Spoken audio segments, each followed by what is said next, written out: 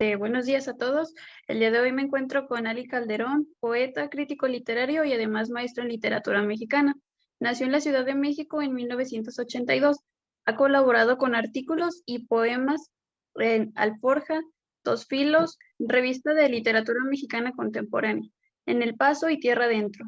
Es cofundador de la editorial y revista Circo de Poesía, quien en 2007 recibió el Premio Latinoamericano de Poesía Benemérito a las Américas, así como narrador y merecedor en 2004 al Premio Nacional de Poesía Ramón López Velarde. Parte de su obra se incluye en diversas antologías, entre ellas Los Mejores Poemas Mexicanos, edición 2005, Más vale sollozar, Afilando la navaja, Poesía ante la incertidumbre, Antología de Nuevos Poetas en Español en 2011. ¿Algo que le gustaría agregar antes de comenzar con la entrevista? No, nada, es una ficha de hace 15 años, pero no pasa nada. O sea, está bien. Es lo de menos. Bueno, el día de hoy las preguntas que formularé van relacionadas con la tendencia literatura hispanoamericana del siglo XXI. Para ello, me gustaría iniciar con la primera pregunta, que sería: ¿en qué consiste su quehacer cultural y o literario?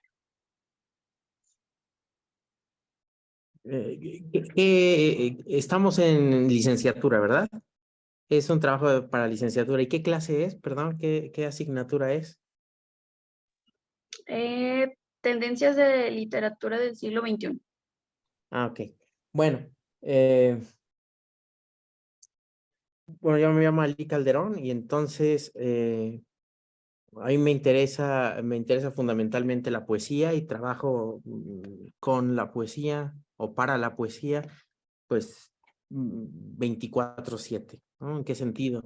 En el sentido de que a mí me toca ser, por ejemplo, profesor en el doctorado de literatura hispanoamericana en la Universidad de Puebla, entonces, y doy clase de poesía y atiendo tesis que trabajan sobre poesía. Entonces, estoy trabajando todo el tiempo con temas teóricos, temas críticos en términos de poesía. Pero yo mismo escribo poemas, ¿no? Eh, en fin, y publico libros, en fin. Y en 2008, fundé con otros amigos una revista de poesía que se llama Círculo, no Circo, que a veces, círculo de poesía, .com en 2008, ¿no? Y es una revista que me parece que es la más leída de la lengua española, la revista especializada más leída de la lengua española, dedicada únicamente a poesía y que tiene y que cuenta con, no sé, cerca de 18, 19 millones de visitas desde 2008 en el acumulado.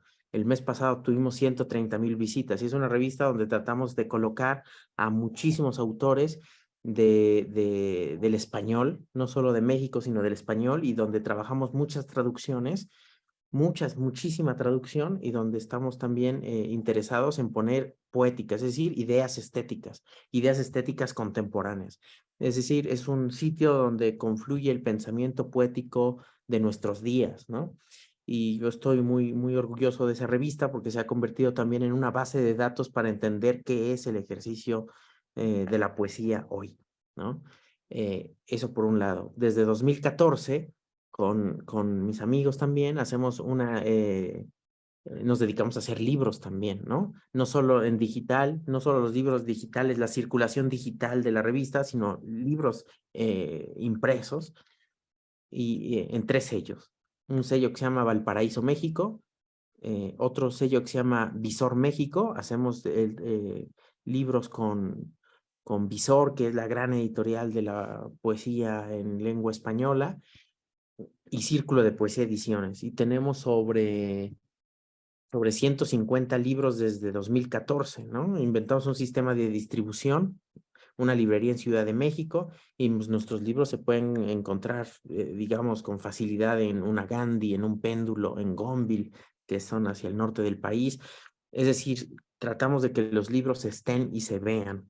Entonces, dedico y con mis amigos dedicamos pues toda nuestra vida al conocimiento, distribución, difusión, estudio, escritura, a la poesía en sus distintas formas. Esa es mi actividad, básicamente, eso es lo que hago. Bueno, pasaré a la siguiente pregunta. ¿Cuáles consideras que son las tendencias de la literatura hispanoamericana en el presente siglo?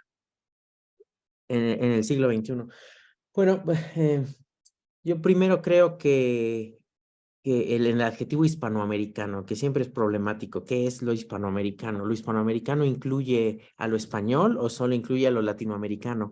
Porque para nosotros, los latinoamericanos, y con hispanoamericano incluimos a los españoles, pero los españoles con este adjetivo hispanoamericano solo incluyen a los latinoamericanos y no a ellos mismos, ¿no? Es una cosa extraña, pero eso sucede. Entonces es como, para nosotros tiene un carácter inclusivo y para ellos no. Pues yo creo más bien que hay un concepto que que se puede llamar la poesía panhispánica. ¿Qué es la poesía panhispánica? Una poesía que incluye a todos los países, ¿no? Eh, y a mí me gusta este adjetivo porque da cuenta de un tiempo de lectura, un espacio de experiencia, como diría Reinhard Koselleck, pero especialmente de un tiempo de lectura en el que conviven un montón de tendencias de poetas españoles, de poetas mexicanos, de poetas latinos en Estados Unidos, de poetas argentinos, etcétera, etcétera.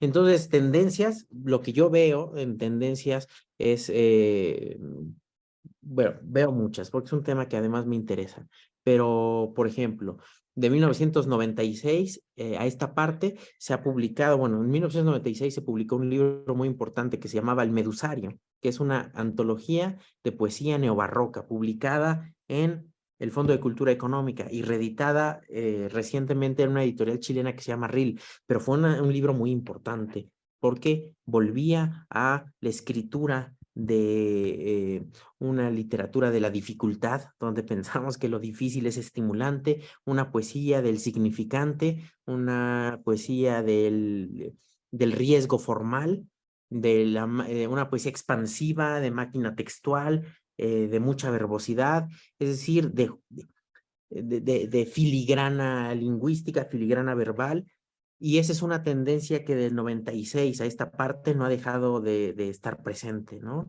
Y a través de muchas otras antologías que también se vinculan con lo experimental, etcétera. Pienso, esta antología es de Néstor, tiene un prólogo de Néstor Perlonger y es de Roberto Echavarren, José Coser, muy importante antología. Y que tiene como antologías hijas publicadas en los siguientes años. Pienso en 2011 se publica en Perú con la edita Darwin Bedoya, un libro que se llama Hijos de Puta, por ejemplo, ¿no? Y funciona bien. Pero pienso en una antología también de 2011 de Héctor Hernández Montesinos en Chile que se llama América y mantiene más o menos una línea de riesgo formal y que va adecuándose y va moviéndose según las necesidades de la época. Hubo un momento donde estuvo más cercano a lo kitsch, por ejemplo, y bueno, pues eso está presente. Y quizás el mejor poeta de esta tendencia haya sido Néstor Perlonger, que en la segunda mitad de los años 80, poeta argentino, publicó un libro que se llama Alambres. Me parece que es un libro del que parten muchas búsquedas contemporáneas. Y ahí pues hay poetas fascinantes. Wilson Bueno, por ejemplo, de Paraguay, que es un poeta que alterna los códigos lingüísticos, el sonido, la música, la sustancia más bien la forma de la expresión de tres idiomas, ¿cuál? El español, el portugués y el aymara, y esto es muy raro, hace una música muy extraña, ¿no? Wilson Bueno, paraguayo. Bueno, hay muchas otras tendencias, como la del coloquialismo, un coloquialismo revisitado, ¿no? Siempre está presente el coloquialismo para hablar de otro polo estético. ¿Qué hace este coloquialismo? Lo que hace es vincularse con las búsquedas que tuvieron en los años 60 Ernesto Cardenal, etcétera, etcétera, ¿no? Toda esa generación vinculada a Casa de las Américas. Y pasado el tiempo, lo que sucede es que esos coloquialismos han ido buscando eh, identidad a través, por ejemplo, de temáticas. ¿Como cuál? Un coloquialismo que está vinculado con las búsquedas identitarias, ¿no? Piensa, por ejemplo, porque muchas poetas que identificamos con el feminismo, que son magníficas, están en este camino coloquial, ¿no? Donde quizás lo más importante es el discurso vinculado a la ética, ¿no? No tanto la filigrana verbal. Pero esto es lo mismo que sucede en las búsquedas que están vinculadas a la memoria histórica, a la reflexión sobre la historia, ¿no? Entonces, el coloquialismo en ese sentido es una tendencia, no voy a decir que le hace fuerza, que se opone, pero es una tendencia que corre paralela a la del barroco. Y a veces no solamente paralela, sino que están imbricándose, están en constante diálogo. Mm, Si a mí me preguntaran quiénes son los poetas que detonan el presente, yo diría que son en un camino experimental y formal Néstor Perlónguer, pero pensaría también que en una poesía vinculada con la memoria está Raúl Zurita. Si pensáramos en una poesía que se vuelve reflexión, una poesía meditativa y una poesía que está vinculada a la imaginación moral, yo pensaría en Luis García Montero. Si pensara yo en una poesía fervorosa, pensaría en Efraín Bartolomé, ¿no? Y José Luis Rivas, que considero los dos poetas más importantes de México. Pero también creo que hay otras búsquedas que son igualmente importantes y muy fuertes en el presente poético. Por ejemplo, la que detona María Emilia Cornejo en Perú en 1973, murió y en ese tiempo, de manera póstuma, se empezaron a publicar algunos poemas que generaron una escritura y una tendencia y un boom de autoras magníficas. Quizás la más fuerte de ellas sea Carmen Ollé, pero en el caso de Perú es muy interesante porque ha dado a las mejores poetas de nuestro idioma. Rosela Di Paolo, Mariela Dreyfus, Rocío Silva, Santisteban, es decir, un corpus de autoras muy, muy, muy fuertes, y creo que es una línea que ha seguido mucha otra gente, ¿no? ¿Quién? De cerca, una poeta argentina que me parece sobresaliente, Irene Cruz, ¿no? En Chile, por ejemplo, también vinculadas no tanto al feminismo, sino a la reflexión histórica y a la lucha política. Carmen Berenguer, que es excepcional, excepcional, y Rosabeth Muñoz, que para mí son dos de las poetas insoslayables en el continente, ¿no? Memoria histórica y lucha política. Entonces son poetas que son muy interesantes en clave, digamos, coloquial, aunque con alguna hibridación, ya no hay tendencias puras tampoco, ¿no? Entonces yo creo que hay una riqueza grandísima en nuestro idioma, en esta poesía que yo llamo panhispánica, en la que además hay muchas zonas, en la que además hay muchas constelaciones intelectuales haciendo cosas, ¿no? Y es muy difícil tipificar qué se está haciendo hoy, pero sí creo que hay muchas líneas de trabajo que sí son observables, ¿no? Eso es. ¿De qué manera estas tendencias se articulan con la tradición literaria hispanoamericana? Pues mira, yo quiero partir de una idea de otra vez de Reinhard Koselleck, ¿no? En la historia intelectual. Y la idea de Koselleck fundamentalmente es que la tradición no se hereda, no la heredamos, ¿no? No es que se nos imponga, sino que la tradición se construye, cada generación va construyendo su manera de vincularse con el pasado y con distintas zonas del pasado, ¿no? Según lo que se ocupe en cada momento, ¿no? Mm, y que creo que se puede politizar también la manera de vincularnos con la tradición, ¿no? Porque evidentemente hay muchas autoras hoy que dicen, yo por qué me tendría que vincular, yo por qué tendría que aceptar una tradición burguesa, patriarcal, blanca, etcétera, etcétera. Estoy de acuerdo con ellas totalmente. Entonces, ¿por qué habría que aceptarla? Hay que inventar otra tradición, ¿no? ¿No? Fíjate que en 2016 me dice el poeta Martín Tonalmeyotl, poeta náhuatl, que fue la primera vez cuando publicamos un libro que se llama Xochitlactoli, poesía en lenguas originarias de México, poesía contemporánea en lenguas originarias de México, me dice, es la primera vez que un libro de poesía en lenguas originarias, que no sea lo que hacía Miguel León Portilla, Patrick Johansson, en fin, todos estos estudiosos, Ángel María Garibay, la primera vez que está en una librería, y más grave, la primera vez que está en una mesa de novedades. Lo que significa que la tradición es la lucha por la tradición, o pensar la tradición es ante todo una lucha política del presente, es decir, una reinvención del presente. Por eso yo digo, no se hereda acríticamente, se reinventa, se interpreta, y eso es lo que a mí me interesa de la tradición.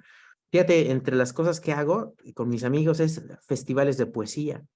En 2016 hicimos un festival de poesía y vino un poeta coreano que se llama Ko Un. Siempre está en las listas para ganar el premio Nobel. Y le hacemos una pregunta semejante, ¿no? ¿Cuál era su idea de la tradición? Dice, claro, la tradición pesa mucho, ¿no? ¿Qué es la tradición? La suma de todos los poemas, de todos los temas, de todas las realizaciones técnicas a lo largo de la historia. Imagínate, de la poesía sumeria a nuestros días, todo eso es la tradición y es un peso grandísimo. Por eso decía con respecto a la tradición, hay que escribir como si la tradición literaria, la historia de la literatura, comenzara contigo. Es una gran idea, ¿no? Evidentemente una idea irónica, ¿no? Irónica que hay que estudiarlo, hay que pensar y hay que estudiar todo lo que, y hay que conocer el savoir-faire, ¿no? Cómo se hacen las cosas, la historia y la literatura, pero escribir sin esa presión, ¿no? Eso es. Desde tu perspectiva, ¿cuál es la función del escritor en la época? Bueno, yo creo que va cambiando según el tiempo, ¿no?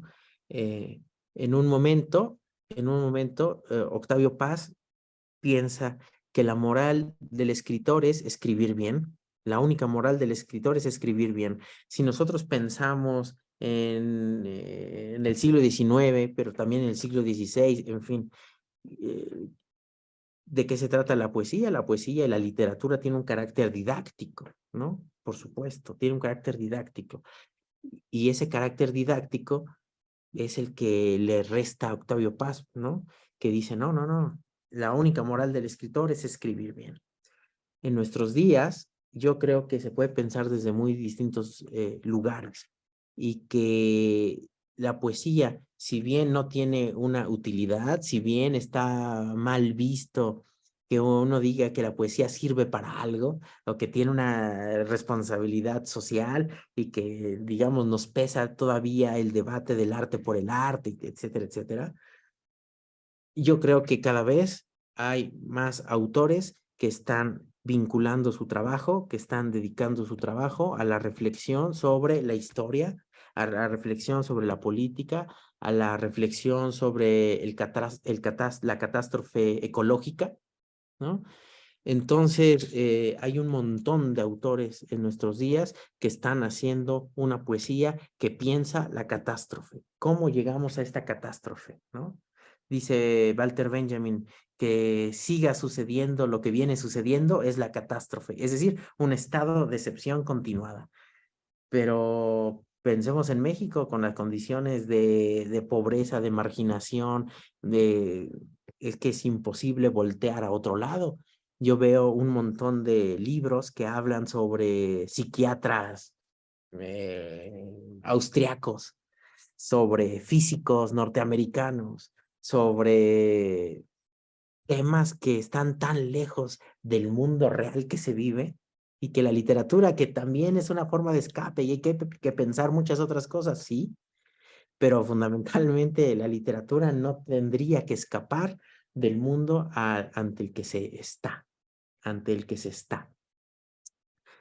Ahora lo podemos pensar desde muchos lugares. Pensemos que tenemos nosotros en México una literatura de Estado. ¿Cómo que una literatura de Estado? Una literatura diseñada desde el Estado. a los autores se les da un montón de dinero a través, no sé, del Sistema Nacional de Creadores de Arte o de los FONCAS, y a los poetas jóvenes y a los autores jóvenes también, o a través del CONACYT. Es decir, el dinero que circula para la literatura, para los premios, que las tantos premios que hay, las tantas becas que hay, etcétera, etcétera, es un dinero estatal, ¿no? Es un dinero estatal, y entonces eso también habría que pensarlo, ¿no? ¿Cuál es la responsabilidad del escritor frente al Estado, aún recibiendo dinero del Estado? Que no tendrían por qué ser apoyos asistenciales, pero lo son. Y entonces, yo creo que es otra dimensión ética que tiene que pensar el poeta. Eso lo recordé ahora porque me reía de que hace un momento estaba riéndome en la cabeza con una idea de Baudelaire que decía: maldito el día en que yo le reciba dinero al Estado, al gobierno. Bueno, eso da cuenta y eso habla de nuestro particular campo de producción cultural, ¿no? Es eso.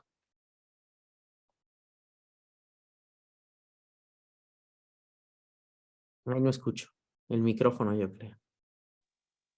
Sí, perdón. ¿Cuáles son tus obras de cabecera, las que te han determinado en tu creación literaria? Ah, ok. Bueno, pues a mí hay cosas que me interesan mucho y que me gustan mucho.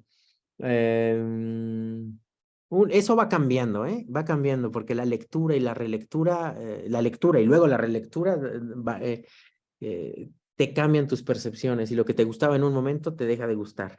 A mí me parecía fascinante, por ejemplo, todo lo que hacía Efraín Bartolomé, y en la relectura, ya 20 años después, me impresiona menos. Me gusta, pero me impresiona menos.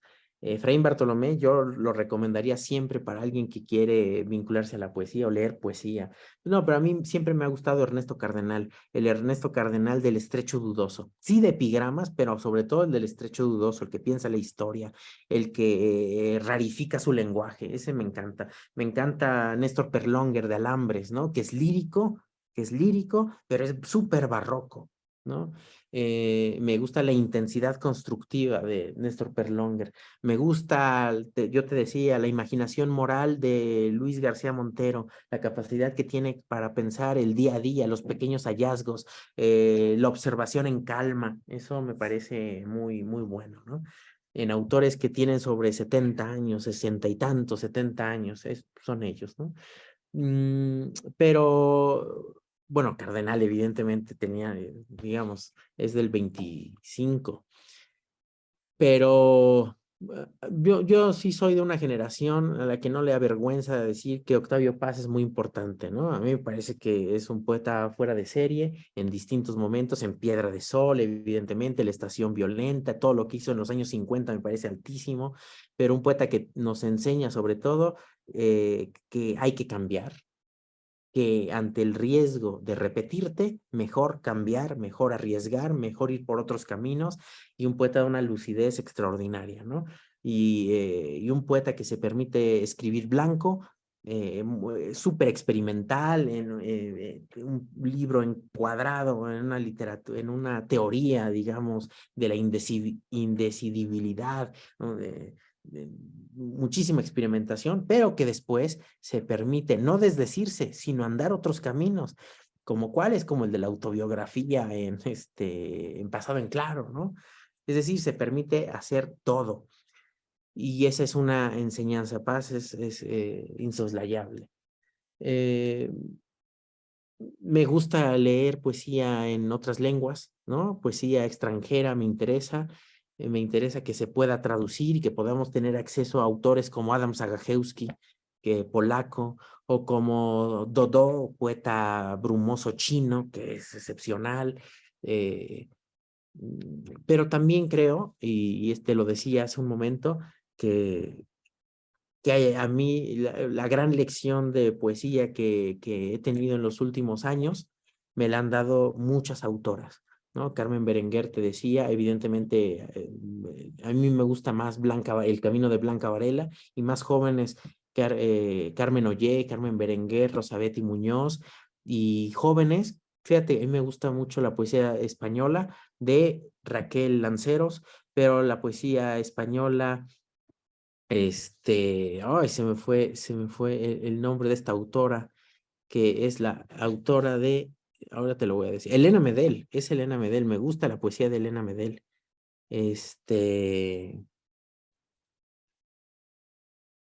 Hay una poeta que cubana que se llama Jamila Medina. Te estoy hablando de gente que tiene 40 años, ¿no? 40 y tantos años. Jamila Medina, una poeta cubana también muy buena, excepcional. Una poeta que debe tener sus 38, 39 años, argentina, Valeria Tentoni, muy buena. Una poeta peruana que tiene 30 años, sí, 30 años, María Belén Milla. Entonces creo que hay muchas autoras a las que hay que seguirles la pista, y yo las estoy siguiendo. Otra española, Erika Martínez, buena poeta Erika Martínez. Y yo estoy tratando de estar al día, cambiando mis intereses, y entonces la cabecera, los libros de cabecera van moviéndose, o sea, voy teniendo temporadas donde voy cambiando. ¿Cuál es tu compromiso social desde la proyección de creación literaria? Bueno, fundamentalmente lo que hacemos en Círculo de Poesía. Círculo de Poesía es una revista a la que todo el mundo puede entrar de manera gratuita. No cuesta un peso, un centavo, no pedimos donación. Es un trabajo que hacemos nosotros porque amamos la poesía, es un ministerio, y entonces es el mejor lugar para conocer la poesía contemporánea, para socializar la poesía, para que llegue a un montón de lugares. Yo creo que ahí tenemos la convicción de hacerle un servicio a los poetas para circular sus materiales en un público real, con mucha gente que está leyendo, muchos estudiantes de preparatorias, de universidades, de posgrados que vienen a la revista para conocer autores, para estudiar autores. Creo que es un servicio real a los autores, pero sobre todo, y lo que nos interesa más, es que es un servicio a los lectores, a todo aquel que se quiera acercar a la poesía, que va a encontrar poemas buenísimos, va a encontrar alta especialización, buenas traducciones, el día a día de la poesía contemporánea para tomarle el pulso a lo que es, cómo se escribe, cuál es, en qué anda la poesía, y eso no cuesta nada. Y a mí me parece que eso es lo más importante que nosotros hacemos, ¿no? Es un servicio a los lectores, por el que no cobramos, que lo hacemos por amor. ¿Qué obras nos puedes recomendar? Nombra 5. 5 obras. Pasado en Claro. Vamos bueno, mexicanos, ¿te parece bien? Que hagamos mexicanos que se consiguen más. Pasado en Claro es un súper libro de Octavio Paz, otro Octavio Paz, que es magnífico. Todos dicen que nadie ha leído a Paz. O sea, ya nadie lo lee, pero habrá que leer. Y Pasado en Claro es excepcional. A mí me gusta Cuadernos contra el Ángel de Efraín Bartolomé, libro de 87. Tierra Nativa de José Luis Rivas, libro de 81, 82. Me encanta, me encanta. Ahí voy 3. Me gusta mucho el Diván de Mouraria de Mario Bojorquez, publicado en 1999. Creo que es un libro excepcional, me encanta. Ahí voy 4. No es fácil hallar buenos libros tampoco, ¿eh? Te estoy diciendo los que para mí son el top. O sea, lo que para mí son el top. Eh, hay un buen libro.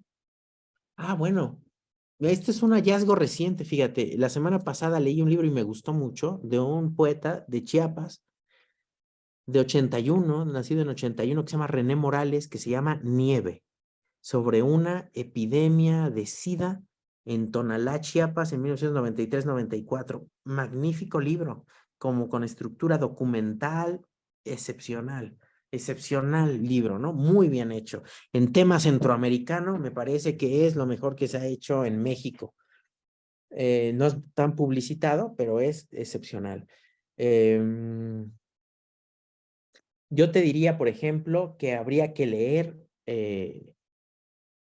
a Mariela Dreyfus. Voy a ir con autoras. Mariela Dreyfus, que se consigue, acaba de publicar una antología, por aquí la tenía, una antología hace un poco tiempo, muy poco tiempo, el año pasado, hace 2 años, que la hace el poeta José Luis Rico, un poeta mexicano, y son libros de Amazon, no se consiguen fácil, pero yo de verdad diría, hay que leer a Mariela Dreyfus, peruana, del 60. Hay que leer a Rosabeth Muñoz, chilena, también de 60-61, excepcional. A Carmen Berenguer, que ella se encuentra publicada en, en la Universidad de Nuevo León, con un prólogo y un trabajo muy bueno de Claudia Posadas, que es buena poeta, tiene un libro que se llama Liber Esquivias, ella muy bueno. Pero te diría, estas tres para mí son fascinantes.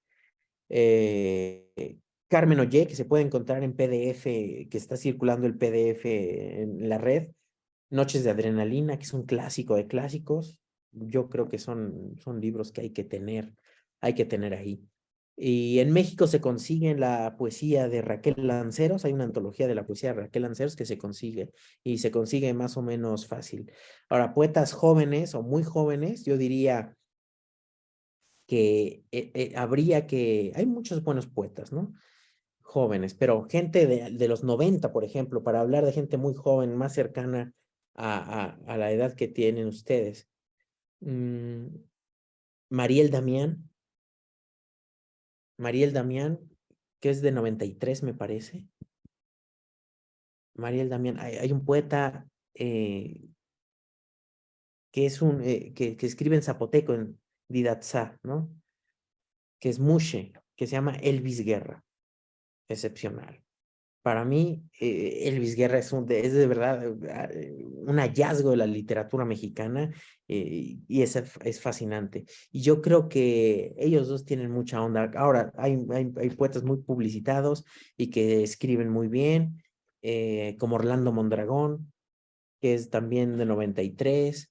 En fin, yo creo que el poeta que acaba de ganar Aguascalientes, el premio Aguascalientes, que es el más importante de México, todavía no ha publicado libro, pero ha publicado poemas vueltos en revista. Fíjate, tan joven que no ha publicado libro. Y los poemas que yo le, Fabián Espejel, y los poemas que yo le conocí, me parecieron muy buenos, me parecieron muy buenos. Entonces ahí seguramente por lo que ya demostró que sabe y puede hacer, y por haber ganado el premio, seguramente va a ser un buen libro el que va a dar, ¿no? Lo conoceremos pronto. Y es lo que yo te diría. Bueno, para finalizar la entrevista, es una pregunta personal que yo tengo. ¿Qué fue lo que lo motivó a escribir? Y específicamente poemas. Sí, bueno, mi papá también se dedica a la literatura. Entonces, pues desde niño siempre vi eso y siempre me gustó eso y escuchaba que se hablaba de eso y venía gente a la casa que hablaba de eso. Entonces, pues eso fue lo que me orillando o no orillando, lo que fue haciendo que me gustara o que me interesara. En algún momento en la prepa, yo me acuerdo que le dije a mi papá, bueno, ¿y qué estaría bien leer? ¿Qué leo? ¿Ahora qué leo? Y me enseñó una antía de Ernesto Cardenal y me la leí, me pareció magnífico, un lenguaje directo, el del epigrama, y luego el tono que tiene luego en los Salmos, en el Estrecho Dudoso, en el homenaje a los indios americanos, la oración de Marilyn Monroe, y me gustó muchísimo, ¿no? Y bueno, pues yo creo que ya el lenguaje de Cardenal, que en realidad es el lenguaje de Pound, de Ezra Pound en el fondo, eso fue lo que eso fue lo que me motivó a escribir poesía, a elegir la poesía como método de exposición, porque es más rápido, es más sintético, porque el lenguaje está más condensado, porque una palabra quizás cuenta más, porque el quehacer, no hay nada tan matemático como escribir un poema, en fin, ¿no? Eso. Entonces, eso. Cardenal, y luego fui a Garcilaso y aprendí en Garcilaso dos o tres secretos de la escritura de poemas y tal, y ya me gustó, y eso ya es lo que me gusta hasta la fecha. En eso sigo trabajando desde hace ya muchos años. Bueno, pues eso sería todo. De antemano, muchas gracias por su tiempo. Muy interesante todo lo que nos estuvo contando. Hay que leernos a las escritoras. Buenísimas, buenísimas, de verdad. Y bueno, ahí en Círculo de Poesía, mi recomendación, están todas ellas, ¿no? Oye, mira, lo de Rosabetti Muñoz, ella le llama una epidemia de abortos en Chiloé, donde ella vive en el sur de Chile, ¿no? Una zona muy atacada, que se está contaminando mucho, etcétera, etcétera. Hubo una fiebre de abortos y hace un libro en torno a todo esto. Y los poemas que escribe ahí son de una dureza, son brutales, de una violencia que se soporta poco. Entonces, hay autoras de verdad fascinantes. Yo diría, esas dos chilenas y las peruanas, a mí me gustan mucho. Y yo, sien- yo, s- yo siento que dan un nivel muy alto, que no dan, que no se da en otros países. ¿Por qué? No lo sé. ¿Por qué no? O en mi gusto, pues, en mi gusto. Me encantan las poetas peruanas y chilenas, me parecen eh, un ejemplo así. Dice que lo podemos encontrar en su página, ¿verdad? Sí, ahí está. Bueno, muchas gracias. Gracias. Mi nombre, como ya se lo había comentado, es Cintia Guadalupe y estoy cursando octavo semestre. Perfecto, Cintia, pues mucho gusto y muchas gracias por la invitación. Bye. Para quien sea gustoso puede encontrar las obras mencionadas por Ali Calderón en su página Círculo de Poesía.